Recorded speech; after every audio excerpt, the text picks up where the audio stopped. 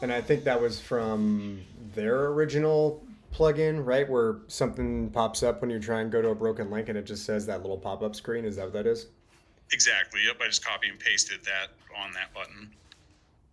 Which is a nice little feature, right? Rather than it going to some like random broken link, it looks a little bit glossy and nice. Right. Right. It's like a feature, not a bug. Feeling. Yeah, yeah, exactly. It's like Um, we're aware this isn't working. yes. What have you found so far? Do you like some of the work that these guys have done to leave us in the place that we're at now? Yeah. Um, Yeah. some of it's pretty clean, right? Well, like they took out the team. They didn't take out the team object. They just took all of like their just basically took their entries out of it. So there's like I'm trying to think how to explain it. It's like there was a there's like an object that formats how each of those squares looks, and then below that is where you'd put each of the squares and specify what to do for a name and a picture and all of that stuff. Mm-hmm. And so they just got rid of that space was just empty, but they left the function to make the squares and all that and everything. And it was super easy. Like Tailwind, the CSS stuff is easy to add. Just wrap it in a Twitter link so that each one is an individual link to each of our Twitters. That's awesome. Hey, and for the guys that just joined, Esakron and Kaka, you're taking a look at a little early sneak preview of some of the work that my man Rick has been doing here, and we're getting some things connected. Basically, to give you kind of a step back, a lot of what's going on right now is a code review of different aspects of the code that they're handing over to us as we're taking over the project, and they've been kind of moving that over bit by bit. We're still not all the way there yet, right, Rick? We have a couple more pieces that we're waiting on, I think, maybe.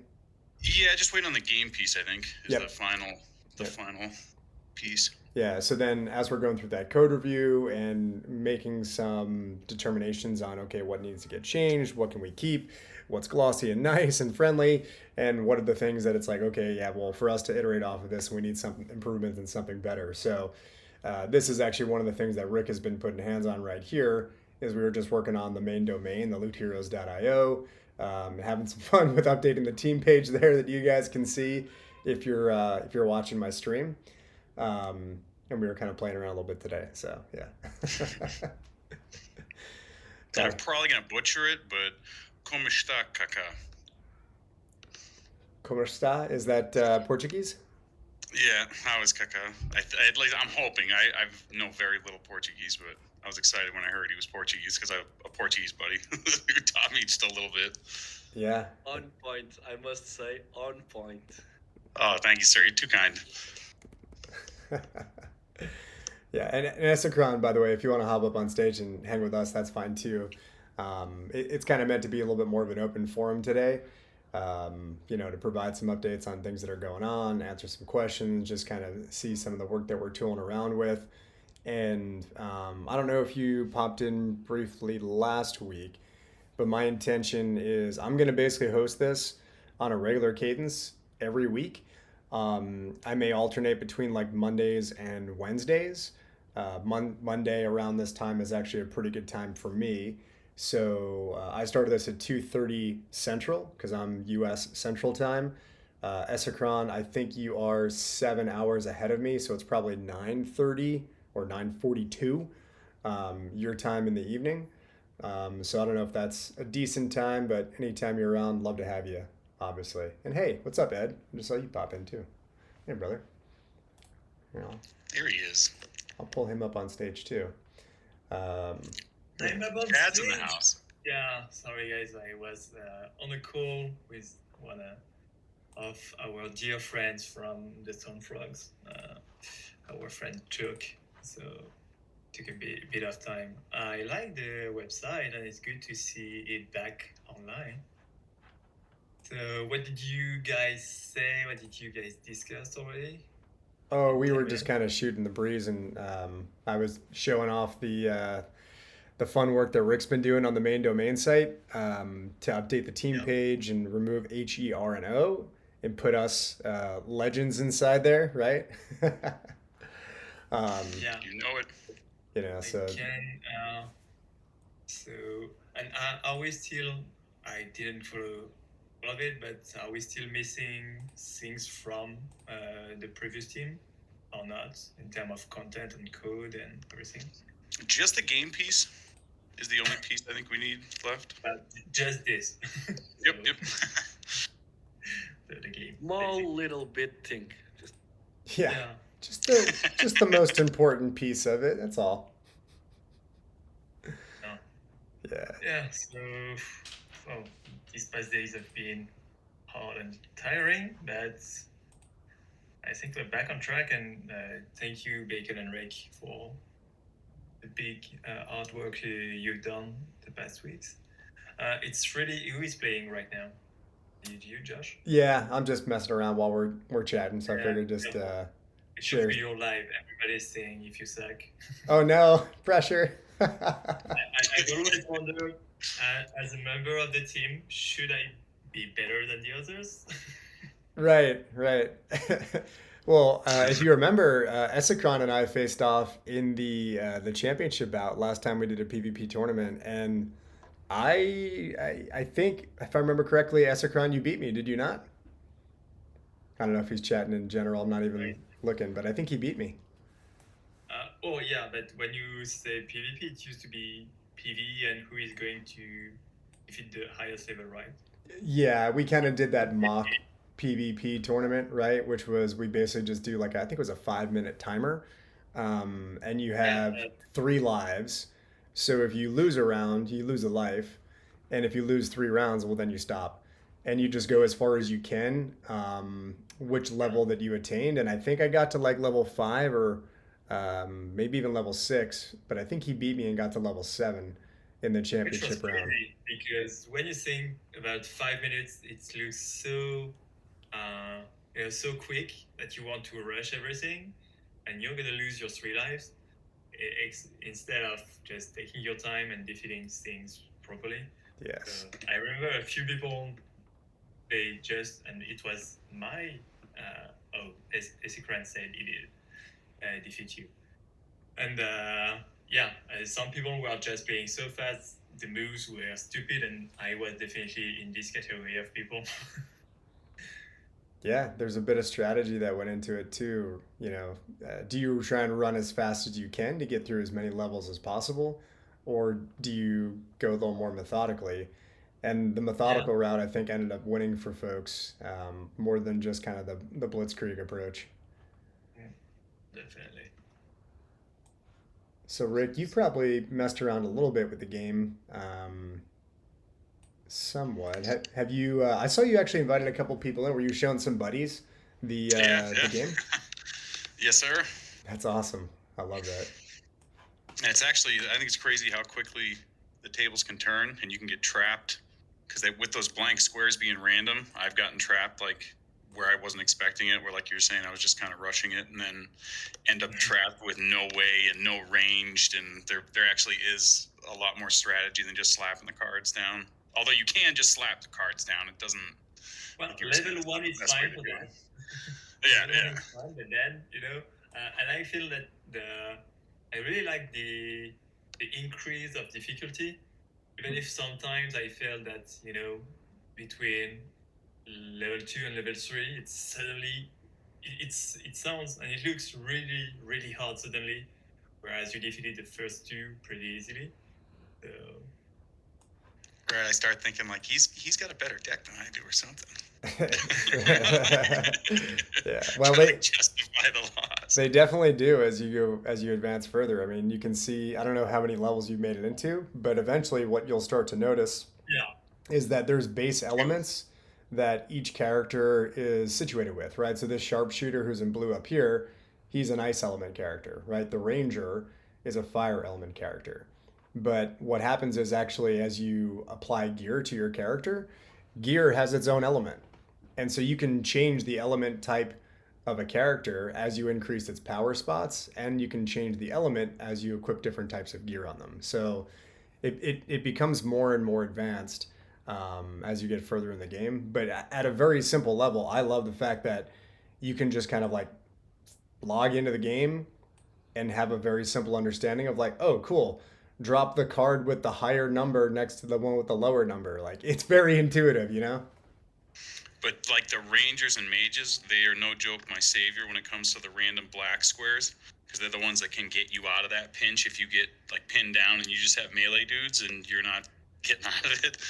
And then it's kind of frustrating because then you like end up finishing a game you know you're going to lose, but you got a ranger to pop in, you have a chance at least. It's not necessarily that you're good to go. Like I haven't been able to get past the second level, so Yeah, pro tip from a couple guys who've played a lot of loot heroes is you want to try and flip the heroes that are will become unflippable. So like right now, I'm going after right. the wizard because he's in the corner and no one will ever be able to reach him again. So I've secured, guaranteed that I've got that card, right?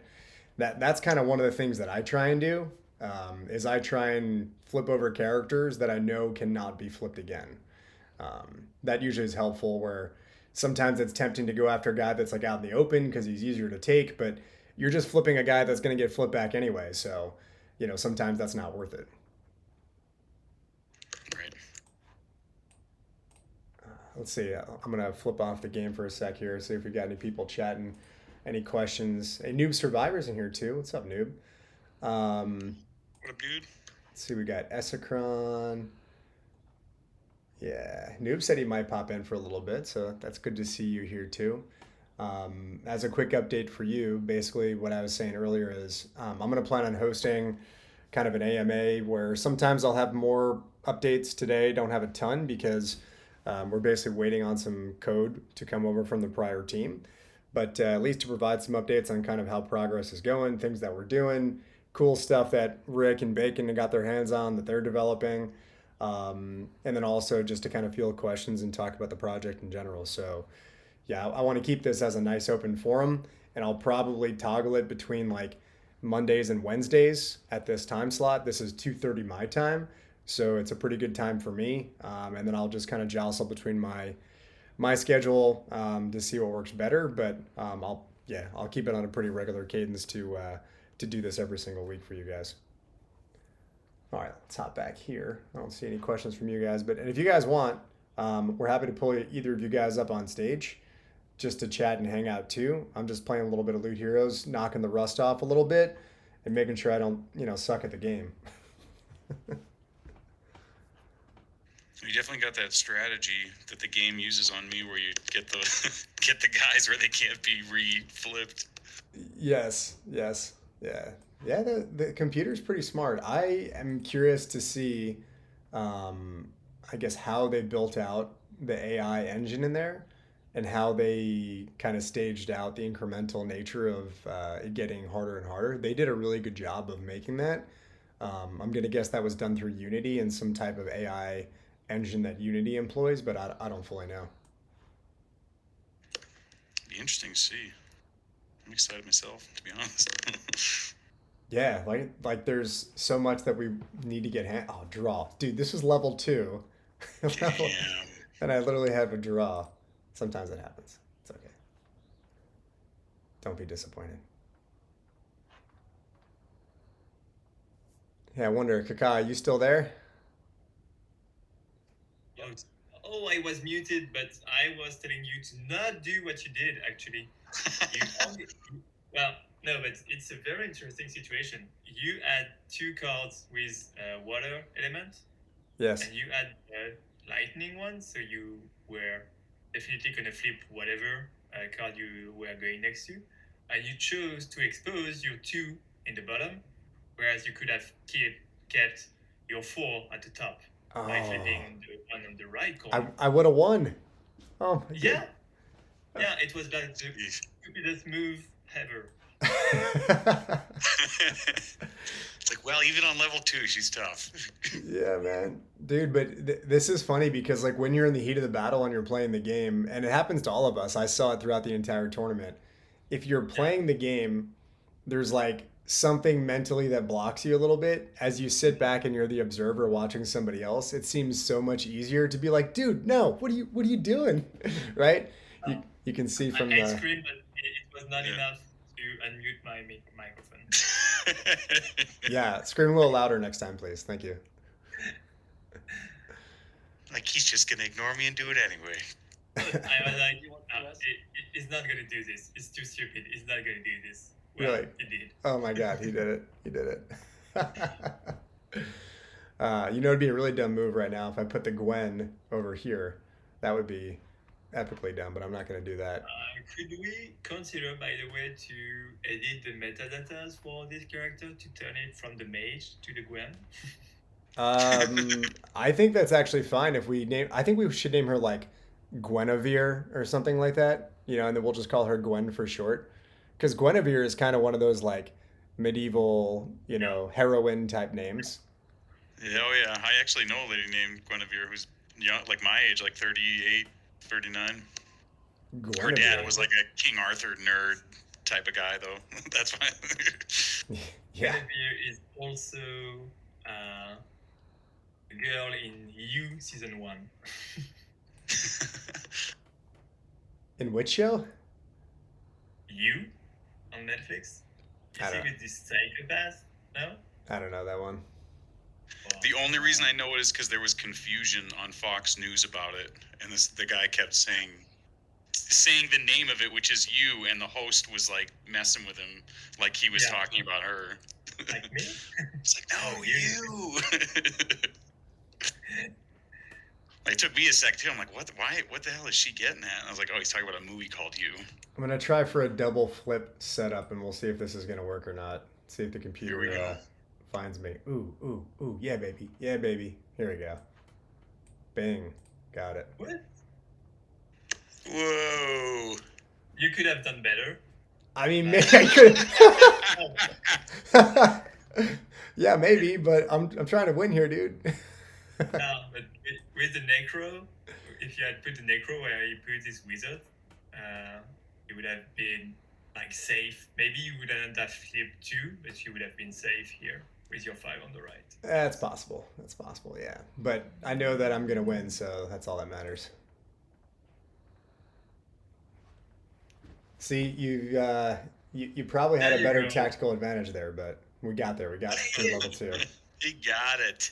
It Is made 3. it level 2. Whoa, impressive. Yep. And then as you start going, then you got to start thinking about like tweaking and optimizing your deck too. Like that's usually the next stage. You can play with kind of haphazardly whatever you want, but then once you start to figure out what the opponent has, then you got to go back and start changing up your deck alignment. I like the idea of gear changing, like the elements on it, so you don't have to worry about like, oh, I got this guy, I need to get a different guy. And it's like I like that you can alter them with the gear. I like that idea. Yep. And was it you, Ed, who mentioned that we should also implement a new type of gear where instead of giving you like a power increase, you could actually equip a piece of gear that, let's say this monk, you could rotate the numbers. So that way it would be 4 on the left, 3 on the top, This was- and 1's over Yeah, here. there were 2 ideas. One was mine, and the other was Gwen's, I guess. Where you could actually, have something, an item like mirror, when you can reverse the 3 to the 1, for example, on the monk. Mm-hmm. And there could be also one item to actually completely shuffle the way you want, and that's something we want to explore. Once again, still no decision made on this side, but you could have a merchant for various items to, I don't know,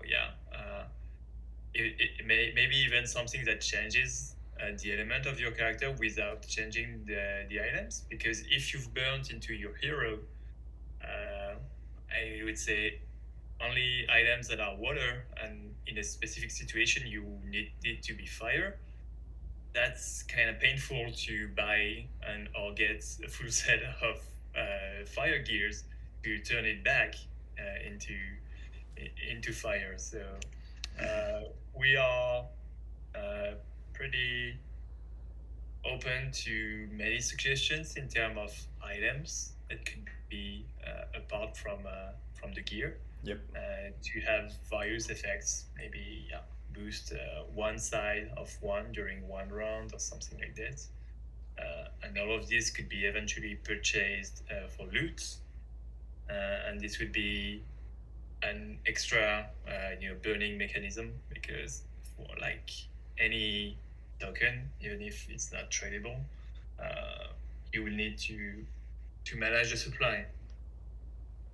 Yeah, definitely. And I'm thinking as well that some of these things could even be temporary, right? So based off of some of the stuff that we had talked about last time, and it's probably good to rehash some of that for today too, especially I don't know if these guys, listen to the full recording. We can might as well just talk about some of the things we talked about last time too. Um, Around the loot economy, we know we have way too much loot that's been pushed out because people have been staked for a freaking year.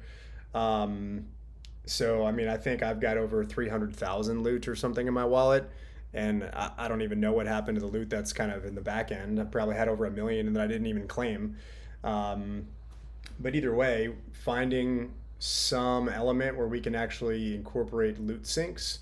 And if we do, to take a further step back, like the PvP tournaments or the PvE tournaments, those could be things where if you're using loot to acquire gear for that specific event, let's say that event lasts a week or a day, whatever amount of time it is, you wouldn't keep that gear, right? It wouldn't be like an NFT that you would actually keep, but you could use it on your heroes during that tournament. So that would be a good incentive for people to want to acquire loot and have it because it'll help them win these tournaments. But it's not something that you can like, get an NFT just by using the loot itself. So then there'll be other valuable ways that people can get gear, right? I think we can try and do it that way. And I'm always trying to return back to okay, we've got 1,150 Genesis heroes. How do we create the most value for those Genesis heroes? Everything should kind of stem off of different ways that you need one of those or you need to purchase something from somebody who has one of those, right? Because that was the idea and the context behind Loot Heroes was, hey guys, we're going to get these Genesis Zero heroes and we're going to be at like the tip of the spear from the ecosystem. So we still want to keep that methodology intact. Yeah, and especially as the supply is not that high, and tribute to our friend Dirty Cajun Rice, that I am actually thinking that having this supply is a good thing, and I like low supply for Gen Zero with specific. It raises the value of it. Uh, when you have a Genesis Zero, which is 10k supply, well, somehow it's already not really rare and valuable. Yeah. Whereas, It'd be different if, we were living in a world where there were 10,000, 20,000. Look at that guy's level 3 beat. If there was like 10,000, 20,000 people that were playing Web3 games, but there's just not. So, yeah, yeah, I think a much lower supply is definitely more appropriate. All right, let me back out here and check the chat. Um, Still nothing going on. Okay, that's all right. Hopefully, Asakran, you're uh, enjoying some of our conversation, kind of ad hoc, tangential stuff. Um, Hey, for loot sinks, what if there was some sort of a training system where there was a trainer you could go burn loot and swap values, like you were saying, or get a different element and have it be priced differently, or have it even be temporary, or something like that. yeah, and the idea I think that you're going with too is one where it might have an incremental cost, right? So if you do it one time and you swap a value, maybe it's got a very low loot cost, but then the second time you come back with that same hero, it might have a higher loot cost associated with it because you've already swapped one time before, right? I was Or thinking maybe about have it only count for PVE and not PvP, because then does it get to be like kind of pay to win? right, right, and yeah. So what we could do is, and we'd have to think this through a bit, and it's probably good that you're on the line to think through with it. Um, if there'd be a way where we could have like an original metadata or something like that, where the NFT itself is flowing through data to the PvP, where it has no gear, it has like nothing has changed. It's just the static original NFT with the cardinal power numbers and everything.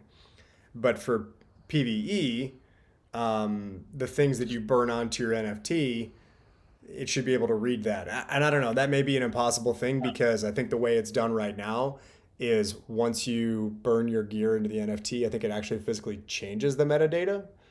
Um, so Yeah, but somehow maybe you could have it just a duplicate automatically generated with the native stats. But definitely, we don't want people we want people to be able to boost their characters a bit, but we don't want people to be able to have a character with 6 on each cardinal point.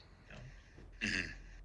You need to keep something related to strategy and not having someone who just because he has high stats can win all the games without thinking.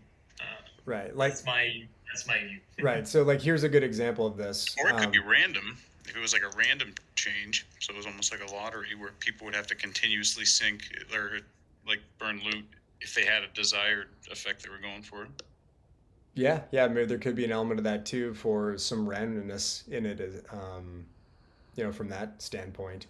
But one of the things that Ed's kind of hitting on is like even, this necromancer up here, he's a 3-star hero. So for him, if I had a whole outfit of 3-star heroes, it almost wouldn't matter how bad I was at the game. I could basically crush anybody because I just have so much higher power numbers. So there's definitely an element of trying to keep that in line a bit.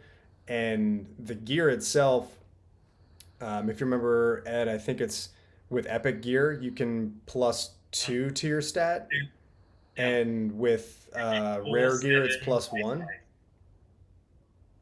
you could be up to 4755, which Right, right, exactly. Yeah. Yeah, so I could And you can have. just slap them around. Oh my God, exactly. So if you allowed people to come into a PvP tournament with a fully geared set of heroes, and now I've got a 4-7-5-5, necromancer, and my gladiator is a 4-4-5-3. Like, you're just gonna crush people, and it's not gonna be fun. So I think for the PvP tournaments, the way that I'd envision it would be it's a little bit more of a baseline. Hey, everybody kind of starts at the same point, and if you want to apply gear, well, you've got to use loot to do that, right? Now, for yeah. the people that have Genesis heroes, well, they're going to have loot, so they can actually do that and they can power up, and that's an advantage to them. But Um, also remember that there is a limit. You can't have more than 1, 2, 3 stars in your deck, and yep. remember. Oh, that's right. That's right. The decks are balanced too. That's right. Yep. Yeah. What is it? You have one 3-star, two 2-stars, and then the remainder can be 1-star heroes. The thing is, it was supposed to depend on how many heroes you were holding, Yes. which is not completely irrelevant when you think about it, because I could buy, 10 number 10 1-stars for cheap, just to be able to have three stars in my team, in my deck. Doesn't sound really fair, so that's something we could have to think about. We have one question from Esikran. Tournament would be scheduled in a specific time, or it would be a sum of 1 week or 1 month of playing? It's tough with the time zones to pick a time. I always found, but Mm-hmm. Yeah. Yeah, that's it. That's one of the main concerns and questions we've brought, because PvP involves that people are available at the same time. So we could eventually start, depending on how many people we have. If we have 10 people, we can't do brackets by time zones. If we have 50 people, that's definitely something we could consider, at least for first phase. And maybe say that the final is during the weekend, so hopefully people can arrange their schedule a bit more for this. But at some point, that's the logistical issue we could face in terms of time zones. Of course, it's never easy to deal with this. But at least once you are online, we could also think about a way to show that you are online and you can maybe challenge people for the next round. I don't know, but it's definitely something, one of the main things we have to decide and to figure out. Yeah, that one is a bit tricky. Um, I tend to think that for PvP, the way that I think might be a good way to do it, and God, I'm gonna get crushed this time. I need to take all these ice guys out of my deck. Um, I think the way that we could do it, there, I'm just gonna lose, whatever. Um, Sorry, I'm distracted by my awful gameplay. Okay, now that that round is over. So I think the way that we could do it is, let's say you had a week-long PvP tournament. It would just go from, Sunday to Sunday, a certain amount of time. You basically would be able to queue in a PvP, and it would pair you up against whoever's in the queue at that time. And just like you've got other games that have like an ELO ranking system, based off of the rank of the person that you faced, your ELO would either increase or decrease based off of if you win or lose against that person. You could also play against like computers, so we might have AIs as well. And if we were able to achieve this, ideally the AI would get tougher against you when your ELO went up, and it would be easier when your ELO went down. So that might even be like a stopgap for if there's nobody online or something. Um, but I think initially what we want to try and do is pair live people against live people. Have some type of queuing system. You're picking up wins and losses throughout the week, and then the person who's got the most wins with the highest elo would be the one who wins PvP or something of that nature. We'd have to really refine that system down though, because it's tough if you've got people that are across time frames and thresholds, and yeah, that's Yeah, and a the that's a issue is challenge. Right. you Yep. often screw Unfair the advantage. Australians. Australians are always the one who are screwed somehow, because otherwise, you take just Europeans. If you take 6 p.m. in Europe, which is 9 a.m. West Coast in the US, and beginning of the evening, like and of the night, maybe 11 p.m. Or midnight in Asia. It works for most of the people, but it means it's 5 a.m. or 4 a.m. In Australia. So Right. it also depends on how many OCs we have. Mm-hmm. Yep. Yeah. What? Yeah. Let's think about that. So, what would be kind of the best way to try and articulate a PvP type tournament? Um, I really believe if we have uh, enough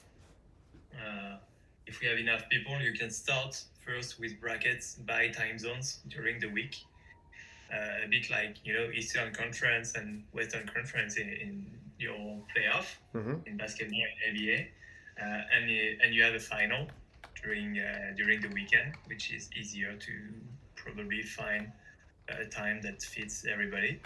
Uh, or you could have I don't know, but I've just random, so don't take it as a real idea. But if you have, let's say, actually a PVE tournament during the week, and you are doing only a final with the top 8 during the weekend as PvP.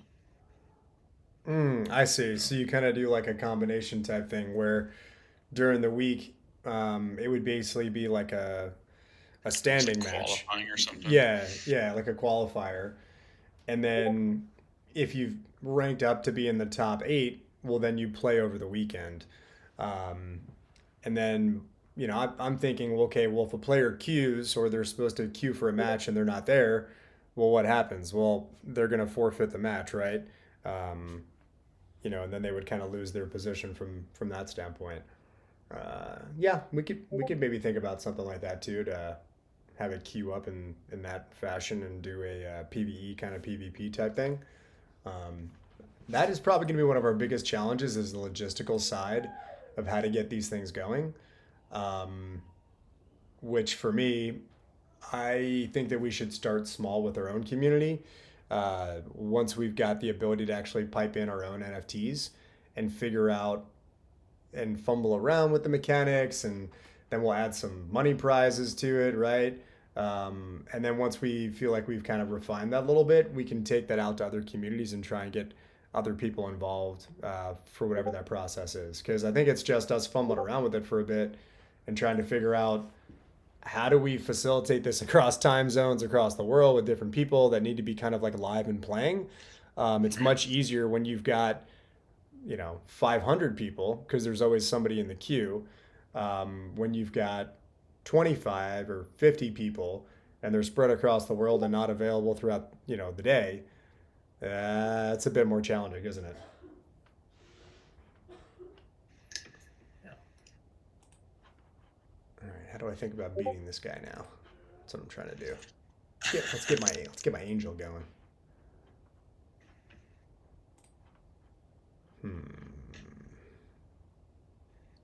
I'm in the ice dungeon, although my shaman seemed pretty crappy. We're gonna go with the Justicar. What do you guys think about all the names of all the heroes? Good. Leave most of them alone except for Gwen. Just to tell what it is, unexpected in the beginning, I didn't even think it was a word. It's very similar to the French word, but in English it's usually translated as vigilante. The Justicar. Yeah, well, in French, justicier, which is spelled almost exactly the same, is the equivalent of vigilante. Yep. I've never heard of a Justicar, but I have heard of a vigilante. Yeah, of course. Big Yeah. fan of Batman. Yeah. When I first heard the somehow it fits the art. So Yeah, I don't mind it. I didn't know what a Justicar was when I first was introduced to the idea, but you figure it out and you roll with it, and it now does seem to kind of fit. I don't know, in a way. All right, let's throw You this. look kind of paladin-ish. Is there a paladin? Well, he's really the paladin. That's kind of what the Justicar is sort of that paladin type. The massive shield and the hammer. Yep. yeah, I don't know. Paladin sounds very thin and slim. Knight renamed to Noob. Noob Survivor wants the knight to be renamed as Noob, but definitely the knight needs to be renamed because it was like there is a character called the knight, but there is also a class called the knight. So I don't think there is a knight character. what's the one on the bottom left? Yeah, this one. The warrior. Yeah, but it doesn't sound like a warrior. Like No. he looks so big and so cheap. Yeah, and something about the warrior. He's clad in all of this gear, like you talk about. It looks more like a knight or a soldier. Warrior to me, it'd almost be like the barbarian. The barbarian looks more like a warrior. Is kind of what you would envision. But barbarian's a great name for him. I don't know. I always played old school D&D, and that the warrior looks like a fighter. I feel like used to. A fighter. That's what fight. I mean, I've played games where warrior and fighter were kind of like halfling and Hobbit are kind of the same thing but different ish. Yep. I don't know. I feel like he looks. He doesn't look too crazy like that Justicar. Like the Justicar looks like a damn juggernaut thing. Yeah. What's the name of that guy again with the long beard? The shaman. Shaman. I love the shaman. Yeah, dude, that big tummy, man. Dude, I have to say one thing that O did a really good job of is there is such good distinction between the characters. Even like the color shading, like she's got a different shade of white than he does. He's a little bit more olive skinned. The Amazon looks like a real tribal Amazon person. The Ranger has like, the black dreaded hair. Like everyone has like their own very unique look to them. Whereas a lot of the different collections that you see, they're very similar and you're like, oh, you just kind of like changed the color shade. Like he actually changed the facial structures to look like different types of people on planet Earth, which I thought was pretty cool. I don't know where O is, but we're giving him some nice props. Hopefully he'll listen to this later. Props. Oh yeah, for sure. Yeah, it's a bit sad that now he can be replaced by Midjourney, but definitely he did a great job. And honestly, everybody on this project was a big fan of the art. Yeah. Yeah, that's something people are really looking for in Web3.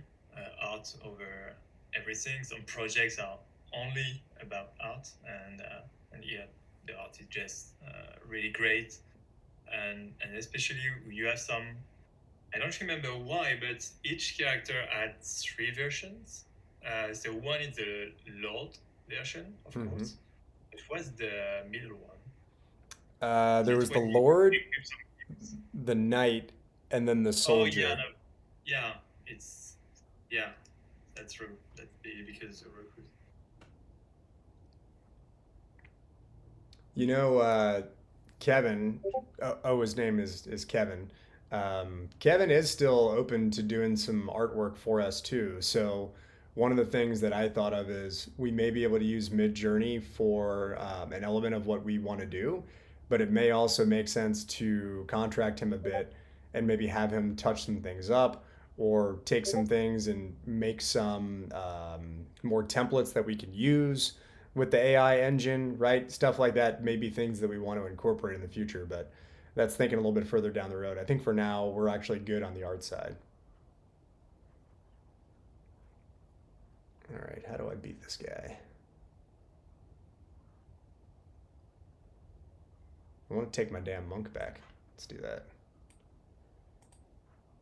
That's the first thing I want to do. And you see, Rick, I'm starting to get to the stage now where like their monk is a fire monk, where mine's a water monk. He's got that 4 at the bottom, right? So he's actually got like a fire gear equipped at the bottom. And then this samurai that he's got is a 5 instead of a 4.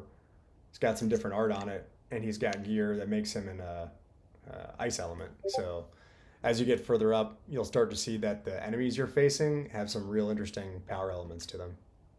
Yeah, they get nastier and nasty.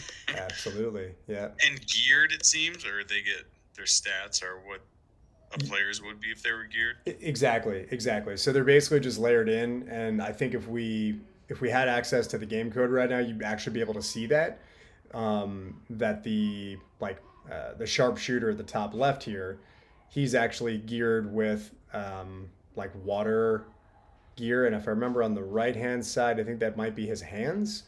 So he might have like water gauntlets or something like that that's making him more powerful, and it's giving him like a rare gauntlet, which would be +1, and changing his water his element to a water element. But I'm going on memory on some of these things. Some of it's a little bit foggy. All right, that should work. Oh no, element. God damn it. That was dumb.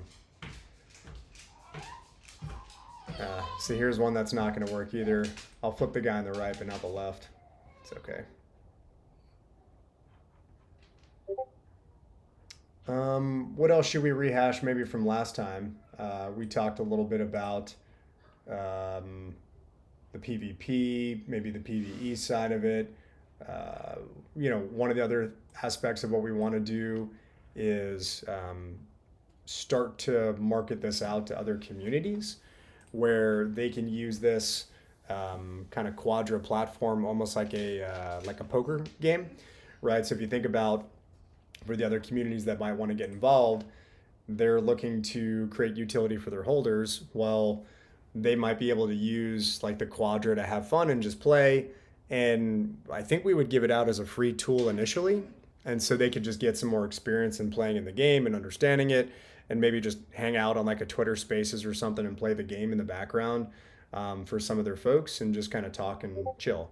Like we might do some more of, some more of those levels of engagement to start.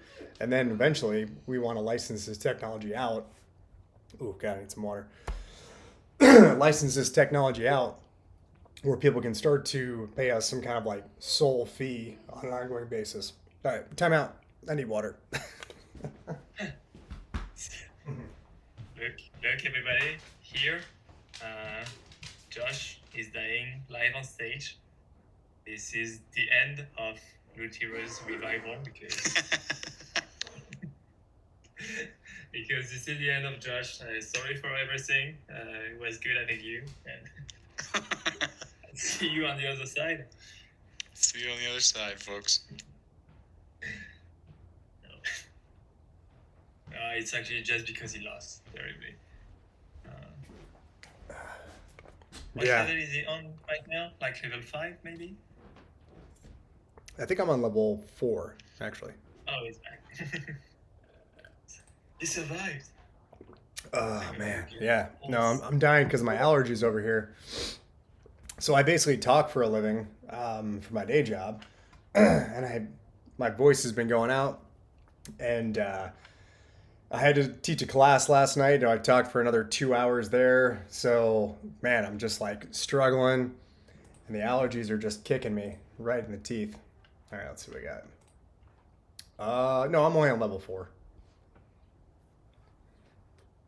Nothing that good. So weak. I know, very weak. Well, cool. What else do you guys have in your mind for today? Maybe we kind of close some things down and wrap up for the day here, especially since I'm struggling to talk.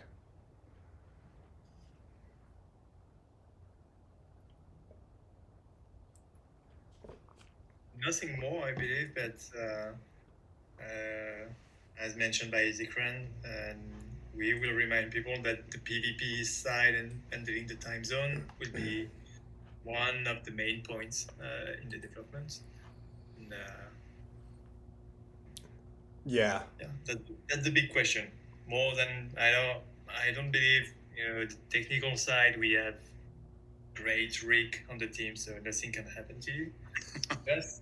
And many things were already done. You just need to fix the connectivity and everything. Yep. But PvP side will be the real challenge, probably our first real challenge on the way. Yes, I definitely think that that's going to be the most logistical challenge for us is getting that sorted and resolved and getting that mechanic down. And as people like to say, we got Big Dick Rick. So he's going to help us out on that front. You got a soundboard over there? Is that what that was? No, spam call when I tried to joke. It's good timing. They knew I unmuted myself to say something and called me up.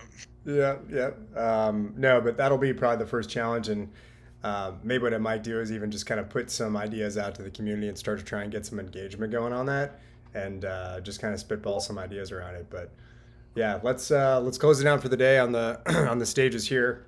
I've got a client meeting that I got to try and get my voice back in order for in about 30 minutes.